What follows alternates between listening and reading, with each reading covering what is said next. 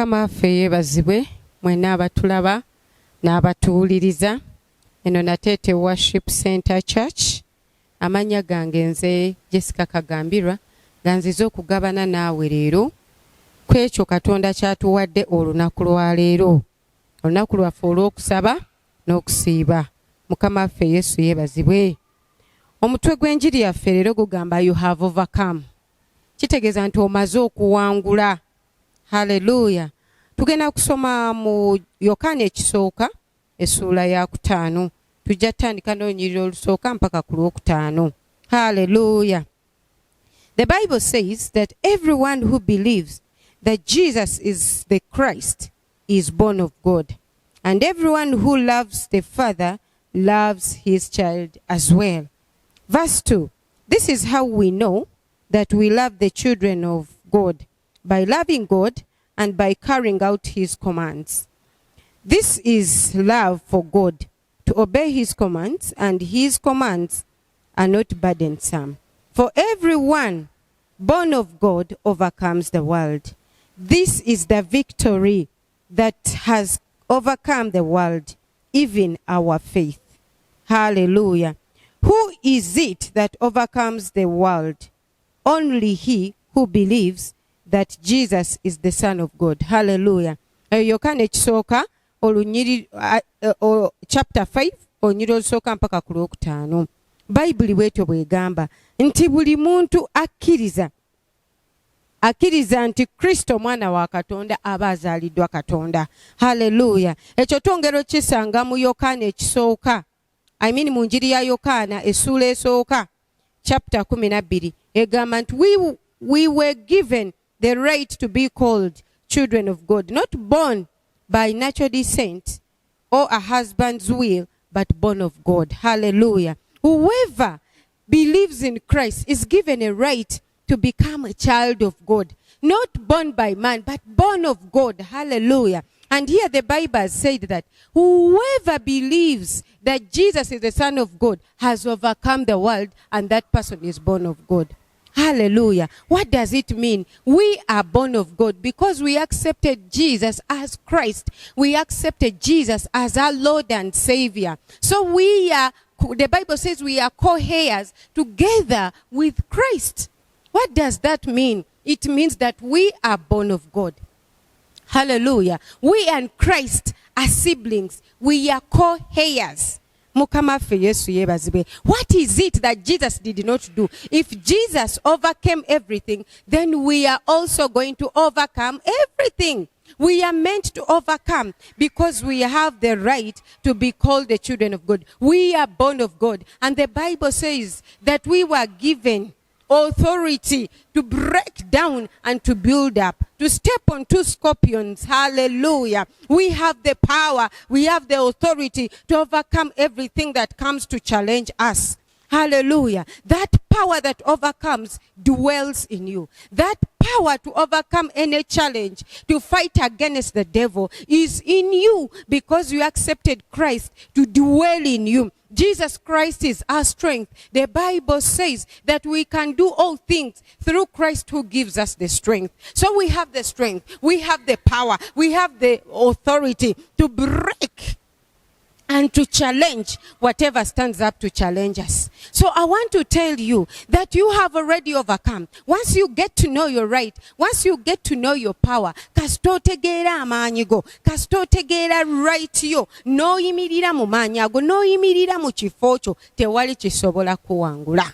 Mukama waffe Yesu yeebazibwe. Tewali kisobola kuwangula kubanga otegedde kikyoli. Bw'obeera omujaasi ng'olina emmundu naye nga tomanyi nti olina emmundu, omulaba ajja kukuba nga tomukubye wadde, toshuutinzeeyo wadde, towaddeeyo wadde essasi n'erimu kubanga tomanyi nti olina emmundu. Naye bw'omala okutegeera nti ndi mujaasi, omulabe bw'anajja ngenda kukozesa emmundu nkuba omulabe, kitegeeza omulabe ojja kumukuba ate era omuwangule. Kye kimu naffe abaana ba Katonda tulina okutegeera amaanyi ge tulina, tulina okutegeera amaanyi Kristo ge yatuwa. Hallelujah. Tusobole okuwangula ensi. We have already overcome. Once we get to realize our right, then we overcome the world. Hallelujah. Ebiri mu nsi eno bingi, ebisoomooza bingi, obwavu, obutakola, endwadde, naye abalina Kristo endwadde tezina kye zibakola. Basobola okuwangula endwadde kubanga Bayibuli egamba temigga egyamukubwa gyatuwonya endwadde. We were healed long time ago when Jesus was beaten. When Jesus was on the cross, he got nailed, or he was nailed together with our sicknesses. So if it is sickness, you just stand up in the word and challenge the sickness and overcome it. Hallelujah. Abayimiridde mu kigambo kya Katonda ku nsonga z'endwadde tuwangudde endwadde. Mukama waffe Yesu yeebazibwe. Naawe mu challenge gy'olimu yonna ng'osaba ng'osiiba nsabye Katonda nti ofune ekyawandiikibwa ekigambo kya Katonda kiki ekyogera ku mbeera eyo owangule ensi, owangule embeera eyo. Obanga Bayibuli egambye buli eyazaalibwa Katonda awangula ensi, kubanga ne Kristo yawangula ensi. Naffe ensi teyina tuwangula, tuyina okugiwangula. Mukama waffe Yesu yeebazibwe. Tuyina okuwangula ensi. Ogenda kuwangula ensi, ogenda kuwangula ebikusoomooza, ogenda kuwangula abalabe bo, ogenda kuwangula Sitaani. Kubanga bwe tujemulukira Katonda tulwana ne Sitaani adduka n'atuviira. Amina. Katuyimirire mu maanyi gaffe, tuyimirire mu kifo kyaffe, tuyimirire mu buyinza bwaffe, tulwanise Sitaani naye anaatudduka. Mukama waffe Yesu yeebazibwe. Tuli bawanguzi n'okukirawo Bayibuli weegamba. Naye embeera zijja ne zitulimbalimba, ne twerabanga abatono, ne twerabanga abatasobola. Naye nkusoomooza mwana wa Katonda, yimirira mu kigambo kya Mukama. Embeera ne bw'eba eringa ejjinja ejja kugonda mu linnya lya Yesu omwana wa Katonda omulamu. Kubanga ekigambo kya Katonda kitala, Bayibuli weegamba. Ekigambo kya Katonda muliro, ekigambo kya Katonda nnyondo ebetenta. Yimirira mu kigambo, manya right yo, owangule ensi, owangule Sitaani, owangule ebisoomooza mu linnya lya Yesu omwana wa Katonda omulamu. Haleluya. Waliwo ebintu by'olina okukola bye balazeeko wano mukyawandiikibwa. Biki by'olina okukola, biki by'olina okuba nabyo? Amina. First of all, it's faith in Jesus. Hallelujah. We must have faith in Jesus. The Bible says that if everyone believes that Jesus is the Christ, he's born of God. So you must have faith. You must have faith in Christ to overcome certain things. You must have faith. As you pray, operate in faith. Whatever you are praying for, believe that it's done. Believe that it's gone. Hallelujah. Kkiriza nti ky'osabira kikoleddwako. Mukama waffe Yesu yeebazibwe. Have faith in Christ. Hallelujah. Then number 2, we must love God and we must love Jesus. There's no way you can say that you love God when you don't believe in Jesus. There's no way you can say that you love God for you know God and you don't know Christ. No, we do everything through Christ who gives us the strength. So you must love God and you must love Jesus. Hallelujah. If you have that love for God and love for Christ, nothing will stand in your way and overcome you. You will overcome everything that comes your way. Hallelujah. Then number 3, we must obey the word of God. We must be obedient to the word. What does the word say about a certain situation?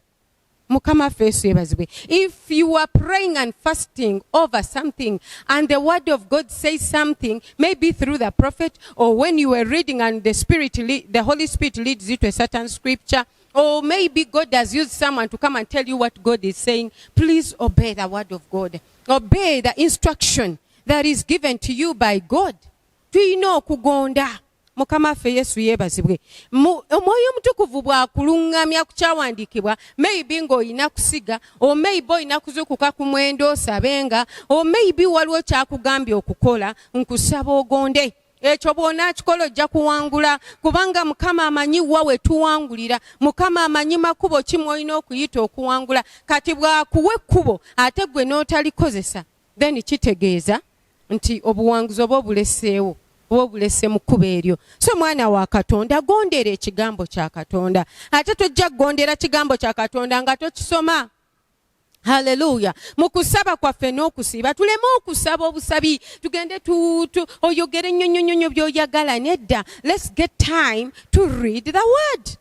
Leka tusome ekigambo kya Katonda kubanga ekigambo kya Katonda bulamu. Hallelujah. The Bible says that it's life to those that find it.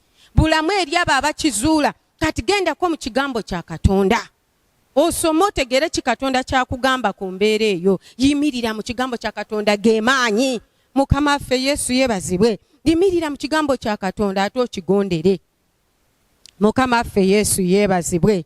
Ekitegeeza nti omuntu yenna ayina obuwanguzi bwetwogerako obwa Bayibuli ye muntu omulokole. Somebody who is born again. So bw'obanga tonnalokoka kikwetaagisa okulokoka kubanga bw'okkiriza Kristo nga olyoka oyitibwa omwana nga olyoka owangula ensi kakikwetaagisa to be born again. Kikwetaagisa okulokoka, kikwetaagisa okuzaalibwa omulundi ogwokubiri nga tetugamba kuno okuzaalibwa kwa taata ne maama ab'oku nsi naye okuzaalibwa Katonda. Kati osobola kuzaalibwa Katonda ng'okkiriza Kristo nti mwana wa Katonda.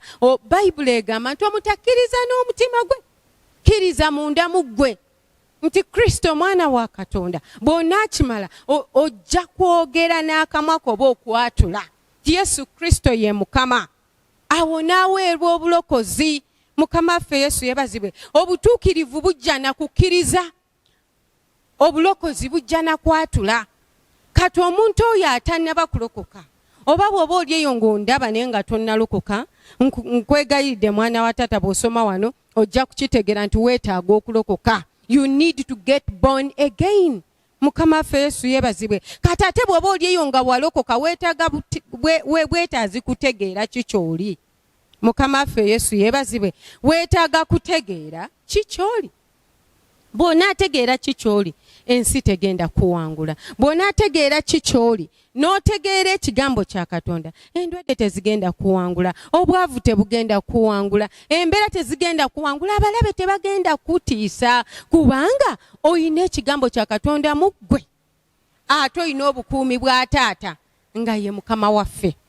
N'olw'ensonga eyo ow'omukwano njagala kukakasa ti bw'oba walokoka obuwanguzi we buli oli muwanguzi. Bayibuli ga oli muwanguzi n'okukirawo ate n'atannalokoka munnange nkwanirizo yatule Kristo ng'omulokozi wo ofune right eno ofune obuwanguzi buno. Mukama Katonda omulungi abatuweera omukisa abawanguze mu byonna bye muyitamu ate abayamba okuwangula ebibasoomooza.